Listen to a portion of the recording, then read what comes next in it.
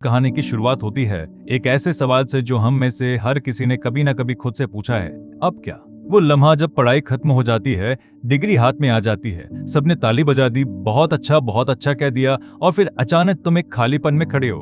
पूरी जिंदगी तुम्हें बताया गया कि पढ़ो, अच्छे नंबर लाओ, अच्छी डिग्री लो, और तुमने किया। लेकिन अब कोई नहीं बता रहा कि आगे क्या। और ये अब क्या, ये सवाल ये इतना भारी है कि पहाड़ उठाना इससे आसान है। और द ग्रेजुएट 1967 की ये फिल्म जो माइक निकोल्स ने बनाई, ये उसी अब क्या की कहानी है। लेकिन ये सिर्फ एक नौजवान लड़के की कहानी नहीं, ये पूरी एक पीढ़ी की कहानी है। उस अमेरिकी सपने की कहानी है जो बाहर से सोने का लगता है लेकिन अंदर से खोखला है। और उन रिश्तों की कहानी है जो इतने उलझे हैं कि सुलझाने की कोशिश में और उलझ जाते हैं। फिल्म का पहला शॉट ही सब कुछ कह देता है। बेंजामिन ब्रैडॉक एक हवाई जहाज में बैठा है। उसका चेहरा बिल्कुल खाली है, ना खुशी, ना गम, ना कोई उम्मीद, ना कोई डर, बस खालीपन। वो हवाई जहाज में बैठा है, मूविंग वॉकवे पर खड़ा है, और जिंदगी उसे आगे ले जा रही है, बिना उसकी मर्जी के, बिना उसकी दिशा के। जैसे कोई सामान हो जो कन्वेयर बेल्ट पर रखा है, एक जगह से दूसरी जगह जा रहा है लेकिन खुद से नहीं चल रहा। साइमन एंड गारफंकल का द साउंड ऑफ साइलेंस बज रहा है, वो गाना जो अकेलेपन का, खामोशी का, और उस अंधेरे का गाना है जो तब आता है जब तुम्हें पता हो कि तुम जी रहे हो लेकिन जिंदा नहीं। बेंजामिन घर आता है, लॉस एंजलिस का एक अमीर मोहल्ला, बड़ा घर, स्विमिंग पूल, खूबसूरत लॉन, हर चीज चमकती हुई। उसके माता पिता ने उसके लिए एक पार्टी रखी है, वेलकम होम पार्टी। बेटा कॉलेज से ग्रेजुएट होकर आया है, ऑनर्स के साथ, स्कॉलरशिप मिली, सबसे होशियार, सबसे काबिल। माता पिता फूले नहीं समा रहे, उनका बेटा कामयाब है, और घर उनके दोस्तों से भरा है। वो बड़े बड़े लोग, अमीर, कामयाब, जिनके चेहरों पर नकली मुस्काने हैं और जिनकी बातों में जहर मिला शहद। और बेंजामिन इन सबके बीच खड़ा है, सूट बूट में, साफ सुथरा, परफेक्ट, लेकिन अंदर से वो चीख रहा है। उसे ये पार्टी नहीं चाहिए, ये लोग नहीं चाहिए, ये कामयाबी नहीं चाहिए। वो बस शांति चाहता है। वो शांति जो तब आती है जब कोई तुमसे ये न पूछे कि तो आगे क्या प्लान है, लेकिन हर इंसान यही पूछ रहा है। हर अंकल, हर आंटी, हर फैमिली फ्रेंड, बेटा ग्रेजुएट हो गया, अब आगे क्या करोगे? Job, masters, business? और बेंजामिन के पास कोई जवाब नहीं, बिल्कुल कोई नहीं। और फिर वो सीन आता है जो इस फिल्म का, शायद पूरे सिनेमा इतिहास का सबसे मशहूर सीन है। एक अंकल, मिस्टर मैकगायर, बेंजामिन को एक तरफ ले जाता है, बड़ी गंभीरता से, जैसे कोई बहुत बड़ा राज बता रहा हो। कहता है, बेटा मैं तुझे एक लफ्ज कहना चाहता हूँ, सिर्फ एक लफ्ज। बेंजामिन पूछता है, क्या? और वो कहता है, प्लास्टिक। बस भविष्य प्लास्टिक में है, प्लास्टिक में पैसा है, प्लास्टिक में कैरियर है, प्लास्टिक में जिंदगी है। और ये एक लफ्ज प्लास्टिक्स, ये पूरी फिल्म का, पूरी पीढ़ी का, पूरे अमेरिकी सपने का खुलासा है। ये बड़े लोग, ये कामयाब लोग, इनके लिए जिंदगी का मतलब बस पैसा है, मटेरियल है, प्लास्टिक है। इन्हें खुशी से मतलब नहीं, मकसद से मतलब नहीं, जीने के असली मतलब से मतलब नहीं, बस प्लास्टिक्स। और बेंजामिन इस लफ्ज को सुनकर उस अंकल को देखता है, उस चेहरे को, उस मुस्कान को, उस कामयाबी को, और उसे मतली आती है। क्योंकि बेंजामिन को पता है कि ये सब नकली है। ये चमक, ये पार्टी, ये लोग, ये प्लास्टिक्स, सब नकली, सब खोखला, सब बेमतलब। बेंजामिन अपने कमरे में भाग जाता है, उसी कमरे में जहां उसका एक्वेरियम है, जहां पानी के अंदर मछलियां तैर रही है। और बेंजामिन उन मछलियों को देखता है, बंद शीशे के पीछे तैरती, बिना किसी दिशा के, बिना किसी मंजिल के, बस तैरती हुई इधर से उधर। और वो सोचता है, क्या मैं भी यही हूँ, एक मछली, एक शीशे के बक्से में तैरता हुआ, बिना किसी मकसद के। और फिर उसकी जिंदगी में आती है Mrs Robinson. Mrs Robinson Benjamin के माता पिता की दोस्त है, उनकी उम्र की, उनके दायरे की, उनके क्लास की। उसका शौहर मिस्टर रॉबिन्सन बेंजामिन के बाप का बिजनेस पार्टनर है। और मिसेस रॉबिन्सन वो खूबसूरत है, सोफिस्टिकेटेड है, कॉन्फिडेंट है, लेकिन उसकी आंखों में, उन गहरी ठंडी आंखों में एक ऐसा खालीपन है जो बेंजामिन की आंखों से भी ज्यादा गहरा है। पार्टी के बाद मिसेस रॉबिन्सन बेंजामिन से कहती है कि वो उसे घर छोड़ दे। बेंजामिन भोला सीधा मान जाता है और गाड़ी में बैठकर उसे छोड़ने जाता है। लेकिन जब वो मिसेस रॉबिन्सन के घर पहुंचता है तो मिसेस रॉबिन्सन उसे अंदर बुलाती है, एक ड्रिंक तो पी ले। और बेंजामिन अनकंफर्टेबल, नर्वस, बेचैन अंदर जाता है। और यहाँ वो होता है जो बेंजामिन की जिंदगी को हमेशा के लिए बदल देता है। मिसेस रॉबिन्सन बेंजामिन को सीड्यूस करती है। हाँ, एक बड़ी उम्र की औरत जो उसके माता पिता की दोस्त है, जो प्रैक्टिकली उसकी आंटी जैसी है, वो एक 22 साल के लड़के को फुसला रही है। और वो जिस तरह से ये करती है, वो इतना स्मूथ है, इतना कैलकुलेटेड है, इतना ठंडा है कि तुम समझ जाते हो कि मिसेस रॉबिन्सन ने ये पहली बार नहीं किया। उसने ये खेल पहले भी खेला है, शायद कई बार। मिसेज रॉबिन्सन अपने कपड़े उतारती है बेंजामिन के सामने, बिना किसी शर्म के, बिना किसी हिचकिचाहट के, और बेंजामिन पत्थर हो गया है। उसकी आंखें फटी हुई हैं, मुंह खुला है और उसे कुछ समझ नहीं आ रहा। वो एक लड़का है जो अभी अभी कॉलेज से आया है और अचानक एक अनुभवी, ताकतवर, मैनिपुलेटिव औरत उसके सामने खड़ी है और उसे एक ऐसी दुनिया में खींच रही है जिसके बारे में उसने कभी सोचा भी नहीं। बेंजामिन पहले मना करता है, मिसेज रॉबिन्सन, ये गलत है, आप मेरे पेरेंट्स की फ्रेंड हैं। लेकिन मिसेज रॉबिन्सन को गलत और सही से कोई मतलब नहीं, उसके लिए ये सब मीनिंगलेस लफ्ज है, जैसे प्लास्टिक्स। वो कहती है बड़ी ठंडक से, बड़ी शांति से, बेंजामिन मैं तुम्हें सिड्यूस कर रही हूँ। और ये एक लाइन, ये इतनी सीधी, इतनी बेशर्म, इतनी ऑनेस्ट, ये बेंजामिन को और पूरी ऑडियंस को हिला देती है। क्योंकि कम से कम मिसेज रॉबिन्सन ईमानदार तो है, वो नकाब नहीं पहनती, वो बहाने नहीं बनाती, वो जो है वो है। और इस दुनिया में जहां हर इंसान प्लास्टिक्स जैसा नकली है, मिसेज रॉबिन्सन की ये ईमानदारी अजीब तरह से रिफ्रेशिंग भी है और खौफनाक भी। उस रात बेंजामिन भाग जाता है मिसेज रॉबिन्सन के घर से, उस सिचुएशन से, लेकिन बीज बो दिया गया है और कुछ ही दिनों में बेंजामिन वापस आता है। क्यों? क्योंकि वो बोर है, अकेला है, खोया हुआ है।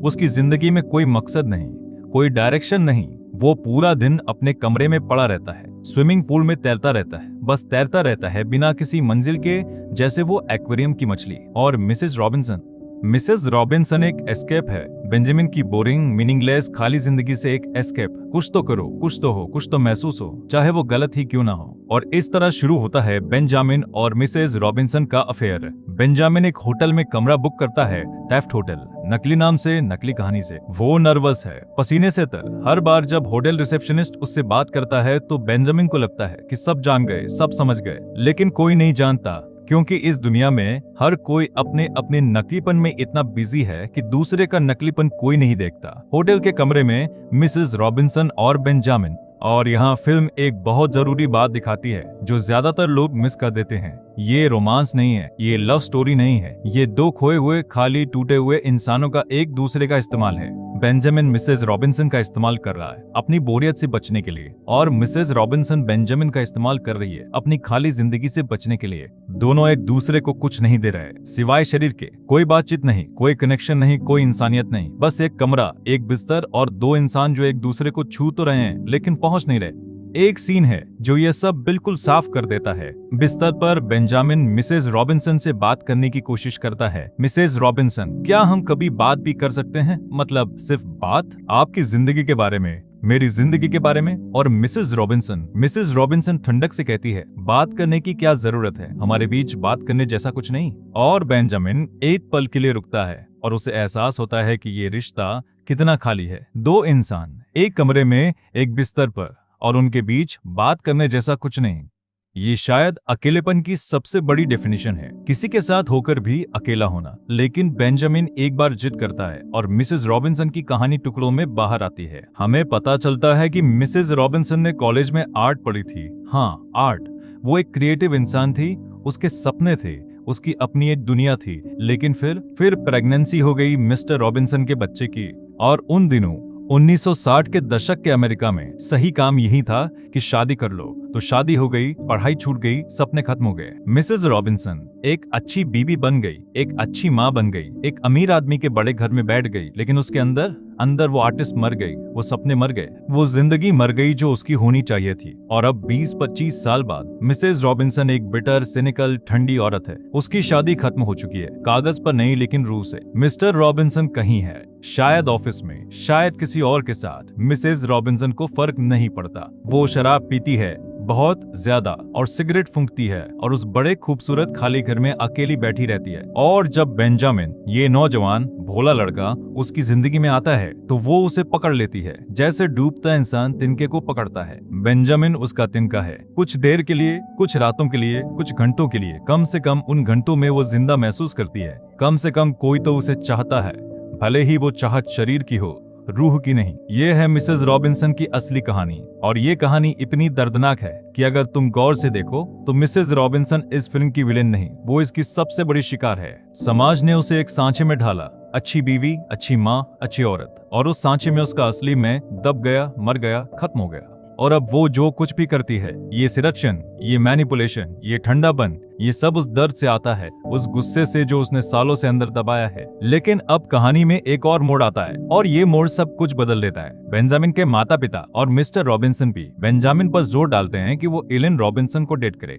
एलेन मिसेस रॉबिन्सन की बेटी, हाँ, जिस औरत के साथ बेंजामिन सो रहा है उसकी बेटी। और सब कह रहे हैं बेंजामिन, एलेन बहुत अच्छी लड़की है, तुम दोनों एक दूसरे के लिए परफेक्ट हो। सब, बेंजामिन के पेरेंट्स, मिस्टर रॉबिन्सन, सब खुश हैं क्योंकि ये सही मैच है। अच्छा खानदान, अच्छा घर, अच्छी पढ़ाई, प्लास्टिक्स, जिंदगी का हर फैसला प्लास्टिक्स जैसा है। लेकिन मिसेस रॉबिन्सन, जब उसे पता चलता है कि बेंजामिन को एलेन से मिलाने की बात हो रही है तो वो भड़क उठती है। तुम मेरी बेटी के पास नहीं जाओगे? बिल्कुल नहीं। उसकी आवाज में वो ठंडापन नहीं जो पहले था, अब गुस्सा है, डर है, कुछ ऐसा जो उसने पहले कभी नहीं दिखाया। और बेंजामिन पूछता है क्यों, और मिसेस रॉबिन्सन का जवाब सीधा है, क्योंकि मैं कहती हूँ। बस, कोई एक्सप्लेनेशन नहीं, कोई बहस नहीं, मैं कहती हूँ, जैसे वो बेंजामिन की मालकिन हो, जैसे उसका हुक्म ही कानून हो। लेकिन बेंजामिन शायद पहली बार ना कहता है।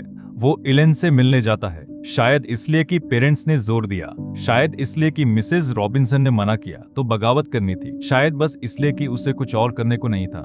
लेकिन वो जाता है और शुरू में वो जानबूझकर डेट बिगाड़ने की कोशिश करता है। वो एलेन को एक स्ट्रिप क्लब ले जाता है, हाँ, स्ट्रिप क्लब, ताकि एलेन इतनी ऑफेंड हो जाए कि कभी दोबारा उससे ना मिलना चाहे। ये बेंजामिन का तरीका है, गलत काम करके सिचुएशन से भागना। स्ट्रिप क्लब में एलेन बैठी है, उसकी आंखों में शौक है, शर्मिंदगी है और आंसू। वो समझ नहीं पा रहे कि ये लड़का उसे यहाँ क्यों लाया। और एक डांसर, एक लड़की जो अपने कपड़े उतार रही है, वो एलेन के ठीक सामने आकर नाचती है और एलेन रोने लगती है, चुपचाप, खामोशी से। और बेंजामिन, जो ये सब जानबूझकर कर रहा था, एलेन को रोते देखता है और उसके अंदर कुछ टूटता है। पहली बार उसे किसी के दर्द से फर्क पड़ता है। पहली बार उसे शर्मिंदगी होती है, असली शर्मिंदगी, ना कि वो नकली ऑकवर्डनेस जो होटल में मिसेस रॉबिन्सन के साथ होती थी। बेंजामिन एलेन को बाहर ले जाता है, माफी मांगता है और कहता है, आई एम सॉरी, मैं ऐसा नहीं हूँ, मुझे नहीं पता मैं क्या हूँ, लेकिन ऐसा नहीं। एलेन माफ कर देती है, क्योंकि एलेन उन लोगों में से नहीं जो प्लास्टिक्स वाली दुनिया की है। वो जेन्युइन है, सच्ची है, जमीनी है। और जब बेंजामिन उससे सच में बात करता है, बिना किसी नकाब के, बिना किसी नाटक के, तो एलेन को वो इंसान दिखता है जो बेंजामिन असल में है, खोया हुआ, उलझा हुआ, लेकिन बुरा नहीं, बस भटका हुआ। और बेंजामिन को एलेन में वो चीज मिलती है जो उसे मिसेस रॉबिन्सन में कभी नहीं मिली, कनेक्शन, असली कनेक्शन। एलेन से बात करके उसे लगता है कि शायद जिंदगी इतनी खाली नहीं, शायद कोई मतलब है, शायद कोई डायरेक्शन है। एलेन वो नहीं है जो बेंजामिन को एस्केप दे, एलेन वो है जो बेंजामिन को मकसद दे। और ये फर्क एस्केप और मकसद के बीच, ये बहुत बड़ा है, ये बहुत गहरा है। बेंजामिन और एलेन एक डेट पर जाते हैं, असली डेट, सही डेट। वो हंसते हैं, बात करते हैं, एक दूसरे को जानते हैं। और पहली बार बेंजामिन मुस्कुराता है, असली मुस्कान, दिल से। वो एक्वेरियम की मछली नहीं रहा, वो जिंदा है, पहली बार जिंदा महसूस कर रहा है। और ये सब एलेन की वजह से है। एलेन ने उसे वो दिया जो उसके पेरेंट्स नहीं दे पाए, जो मिसेस रॉबिन्सन नहीं दे पाई, जो कोई नहीं दे पाया। एक एहसास कि तू ठीक है, तू अच्छा है, तुझमें कुछ गलत नहीं। लेकिन इस फिल्म का सबसे जहरीला मोड़ है। मिसेस रॉबिन्सन को पता चल गया है कि बेंजामिन एलेन से मिल रहा है और वो पागल हो जाती है। वो बेंजामिन को धमकी देती है, अगर तूने एलेन से मिलना बंद नहीं किया तो मैं सब बता दूंगी। सब मतलब अफेयर, मतलब ये कि बेंजामिन उसके साथ सो रहा था, अपनी गर्लफ्रेंड की माँ के साथ। और बेंजामिन फंस जाता है। उसे पता है कि अगर एलेन को सच पता चला तो वो उसे कभी माफ नहीं करेगी। कौन करेगा? मैं तुमसे प्यार करता हूँ, लेकिन बाय द वे मैं तुम्हारी माँ के साथ सो रहा था। ये कोई ऐसी बात नहीं जो माफी के काबिल हो। और बेंजामिन उस बेचैनी में, उस गिल्ट में एलेन को खुद बताने का फैसला करता है। शायद अगर वो खुद बताए तो एलेन समझे, शायद माफ करे, शायद। लेकिन इससे पहले कि बेंजामिन कुछ बता पाए, मिसेस रॉबिन्सन ने सब बता दिया एलेन को, अपनी बेटी को, कि तेरा बॉयफ्रेंड तेरी माँ के साथ सो रहा था। और एलेन टूट जाती है।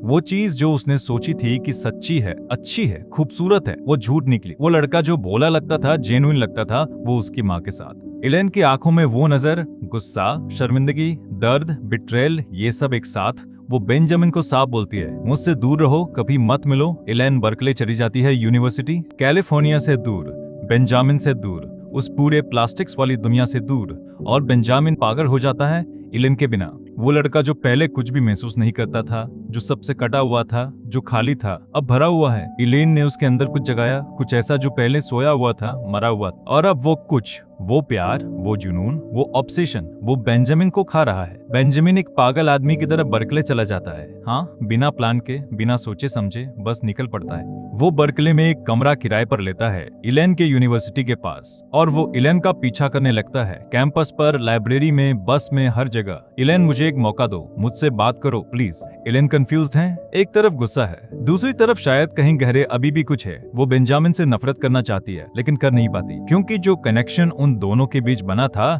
वो इतना आसानी से नहीं टूटता। और यहाँ फिल्म एक बहुत जरूरी सवाल पूछती है, बेंजामिन जो कर रहा है वो प्यार है या ऑब्सेशन? वो इलेन को चाहता है या पजेस करना चाहता है? क्या बेंजामिन असल में इलेन से प्यार करता है या इलेन बस उसकी खाली जिंदगी का एक और एस्केप है, जैसे मिसेस रॉबिन्सन थी? ये सवाल फिल्म सीधा नहीं पूछती, लेकिन हर सीन में ये गूंजता रहता है। और शायद जवाब ये है कि बेंजामिन खुद नहीं जानता। वो खुद नहीं जानता कि वो क्या चाहता है। बस इतना जानता है कि इलेन के बिना वो वापस उसी खालीपन में गिर जाएगा, उसी एक्वेरियम में, उसी प्लास्टिक्स वाली दुनिया में। इसी बीच इलेन की जिंदगी में कोई और आता है, कार्ल स्मिथ, एक अच्छा लड़का, सही लड़का, प्लास्टिक्स वाला लड़का। इलेन के पेरेंट्स, खास तौर पर मिसेस रॉबिन्सन, कार्ल को पसंद करती हैं क्योंकि कार्ल सेफ है, रिस्पेक्टेबल है, सूटेबल है। और इलेन शायद कार्ल से प्यार नहीं करती, लेकिन शायद प्यार की उसे जरूरत भी नहीं।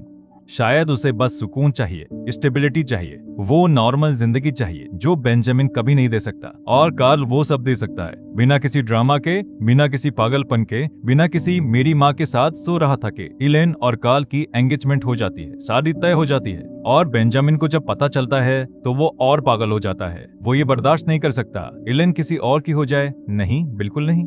और बेंजामिन एक ऐसा फैसला करता है जो या तो सबसे बड़ी बहादुरी है या सबसे बड़ा पागलपन। वो शादी रोकने जाएगा, हाँ, चर्च जाएगा, शादी के बीच में पहुंचेगा और इलेन को ले जाएगा। बस बेंजामिन अपनी कार में बैठता है और भागता है सांता बारबरा की तरफ, जहां शादी हो रही है। पेट्रोल खत्म हो रहा है, गाड़ी ठीक से नहीं चल रही, लेकिन बेंजामिन रुकता नहीं। वो भाग रहा है जिंदगी में पहली बार किसी चीज की तरफ। पहले वो हमेशा भागता था, सिचुएशन से, जिम्मेदारी से, सच से, लेकिन इस बार वो किसी चीज की तरफ भाग रहा है, इलेन की तरफ, शायद अपनी जिंदगी के मतलब की तरफ। गाड़ी का पेट्रोल खत्म हो जाता है, बेंजामिन गाड़ी छोड़कर दौड़ने लगता है, सड़क पर पसीने से तर, सूट में, पागलों की तरह। और वो चर्च पहुंचता है, शादी हो रही है, इलेन सफेद जोड़े में है, कार्ल उसके बगल में है, पादरी बोल रहा है, मेहमान बैठे हैं, सब परफेक्ट है, प्लास्टिक्स परफेक्ट। और तभी बेंजामिन दाखिल होता है, चर्च की ऊपरी गैलरी में खड़ा है, पसीने से तर, हांफता हुआ, पागल आंखों से नीचे देख रहा है, और वो चिल्लाता है, इलेन, इलेन, इलेन। उसकी आवाज पूरे चर्च में गूंजती है।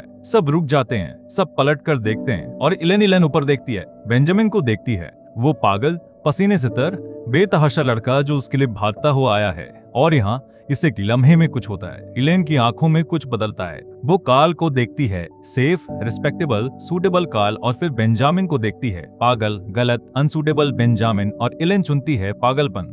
वो कार्ल को छोड़ती है, शादी छोड़ती है, प्लास्टिक्स छोड़ती है, और बेंजामिन की तरफ भागती है। लोग हमला करते हैं, Mrs Robinson, mister Robinson, Carl, मेहमान, सब बेंजामिन पर टूट पड़ते हैं, मुक्के चलते हैं, धक्के लगते हैं, चीखें गूंजती हैं, लेकिन बेंजामिन लड़ता है, पहली बार किसी चीज के लिए लड़ता है। वो एक बड़ा क्रॉस उठाकर दरवाजे में फंसा देता है ताकि कोई पीछा ना कर सके, और इलेन का हाथ पकड़कर भागता है चर्च से बाहर, सड़क पर एक बस की तरफ। वो एक सिटी बस में चढ़ जाते हैं, बेंजामिन और इलेन भागते हुए, हाफते हुए, खुश। और यहाँ फिल्म का आखिरी सीन, वो सीन जो सिनेमा के इतिहास के सबसे जबरदस्त एंडिंग्स में गिना जाता है। बेंजामिन और इलेन बस की पिछली सीट पर बैठे हैं, उन्होंने अभी अभी सब कुछ छोड़ा, शादी, परिवार, प्लास्टिक्स वाली दुनिया, सब। वो हाफ रहे हैं, और एक पल के लिए, बस एक पल के लिए, वो मुस्कुराते हैं एक दूसरे को देखकर। वो मुस्कान जो कहती है, हमने कर दिया, हम भाग गए, हम आजाद हैं। लेकिन फिर वो मुस्कान गायब होने लगती है, धीरे धीरे। पहले बेंजामिन के चेहरे से, फिर इलेन के चेहरे से, और उनकी जगह आता है खालीपन, वही खालीपन जो फिल्म की शुरुआत में बेंजामिन के चेहरे पर था। वो अब क्या वाला खालीपन, क्योंकि अचानक उस बस की पिछली सीट पर बेंजामिन और इलेन दोनों को एक साथ एहसास होता है कि अब क्या, वो भाग गए ठीक है, लेकिन कहाँ जाएंगे, क्या करेंगे, कैसे जिएंगे, पैसा कहाँ से आएगा? इलेन की फैमिली ने उसे छोड़ दिया, बेंजामिन की फैमिली ने शायद उसे छोड़ दिया। वो दोनों एक बस में, बिना किसी प्लान के, बिना किसी डायरेक्शन के, वही हैं जहां शुरू में थे, खोए हुए, भटके हुए, बिना किसी मंजिल के। बस इस बार वो अकेले नहीं, दो हैं, लेकिन दो खोए हुए इंसान मिलकर क्या बनाते हैं? एक और बड़ा खालीपन। बस चलती रहती है, द साउंड ऑफ साइलेंस फिर बजने लगता है, और बेंजामिन और इलेन सामने देख रहे हैं, बिना बोले, बिना मुस्कुराए, बिना कुछ कहे, और उनके चेहरों पर वो एहसास है जो शायद हम सबके चेहरों पर आता है जब हमें पता चलता है कि भागना जवाब नहीं। तुम किसी चीज से भाग सकते हो, लेकिन खुद से कैसे भागोगे? वो खालीपन जो बेंजामिन के अंदर था वो मिसेस रॉबिन्सन से नहीं भरा, इलेन से भी नहीं भरेगा, क्योंकि वो खालीपन किसी और इंसान से नहीं भरता, वो तुम्हें खुद भरना पड़ता है। और बेंजामिन ने कभी खुद को ढूंढने की कोशिश ही नहीं की, वो हमेशा किसी और में ढूंढता रहा, पहले मिसेस रॉबिन्सन में, फिर इलेन में, और अब वो एक बस में बैठा है इलेन के साथ, और दोनों को पता नहीं कि आगे क्या। और ये एंडिंग, ये अधूरी, अनकंफर्टेबल, परेशान करने वाली एंडिंग, ये इस फिल्म की सबसे बड़ी ताकत है, क्योंकि जिंदगी में हैप्पीली एवर आफ्टर नहीं होता। चर्च से भागना रोमांटिक है, बस में बैठना एक्साइटिंग है, लेकिन उसके बाद असली जिंदगी शुरू होती है, और असली जिंदगी वो मेसी है, कॉम्प्लिकेटेड है, और हमेशा अब क्या पूछती रहती है। ये फिल्म 1960 में आई, और उस जमाने में ये बम की तरह फटी, क्योंकि 1960 का अमेरिका एक चौराहे पर खड़ा था। पुरानी पीढ़ी जो प्लास्टिक्स में विश्वास करती थी, और नई पीढ़ी जो कह रही थी हमें ये नहीं चाहिए, हमें कुछ और चाहिए। लेकिन क्या चाहिए ये हमें भी नहीं पता। बेंजामिन उस पूरी पीढ़ी का चेहरा है, बेबी बूमर्स, जो अपने पेरेंट्स की दुनिया से नफरत करते थे, लेकिन खुद की दुनिया बनाना नहीं जानते थे। वो वियतनाम वॉर के जमाने के बच्चे थे, जिन्हें बताया गया कि अमेरिका ग्रेट है, लेकिन जब उन्होंने आंखें खोली तो देखा कि ये ग्रेटनेस नकली है, खोखली है, प्लास्टिक्स है। माइक निकोल्स ने ये फिल्म ऐसे बनाई कि हर फ्रेम में एक बयान है। स्विमिंग पूल का वो सीन जहां बेंजामिन अपने बर्थडे पर स्कूबा सूट पहनकर पूल में डुबकी लगाता है, उसके पेरेंट्स ने उसे ये सूट गिफ्ट किया है, और वो उसे पूल में डालते हैं, और बेंजामिन पूल के तले बैठ जाता है। बुलबुले उठ रहे हैं, ऊपर से लोगों की धुंधली तस्वीरें दिख रही हैं, लेकिन आवाज नहीं आ रही, और बेंजामिन वहीं बैठा रहता है, पानी के नीचे, बंद, अकेला, ऊपर की दुनिया से कटा हुआ। ये वो तस्वीर है जो बेंजामिन की पूरी जिंदगी बयान करती है।